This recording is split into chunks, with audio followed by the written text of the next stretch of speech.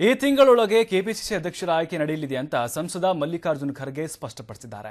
ಸಚಿವ MB Patil, DK Shivakumar, SR Patil, doctor G Parameshwar KPCC ಅಧ್ಯಕ್ಷ ಸ್ಥಾನದ ಆಕಾಂಕ್ಷಿಗಳಾಗಿದ್ದಾರೆ. ಈ ಎಲ್ಲರ ಹೆಸರುಗಳನ್ನು ಪರಿಶೀಲಿಸಿ ಹೈಕಮಾಂಡ್ ಅಂತಿಮ ತೀರ್ಮಾನ ತೆಗೆದುಕೊಳ್ಳಲಿದ್ದಾರೆ ಅಂತ ಖರ್ಗೆ ತಿಳಿಸಿದ್ದಾರೆ.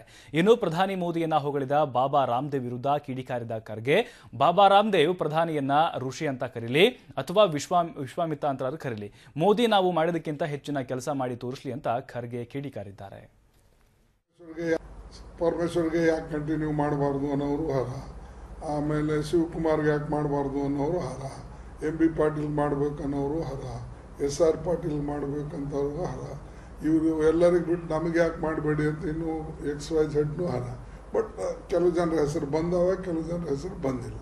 ಅಲ್ಟಿಮೇಟ್ಲಿ ಹೈಕಮಾಂಡ್ದವರು ಈ ಅಸೆಸ್ಮೆಂಟ್ ಆದಮೇಲೆ ಏನು ತೀರ್ಮಾನ ತಗೊಳ್ತಾರೋ ಅದು ಅವ್ರಿಗೆ ಬಿಟ್ಟು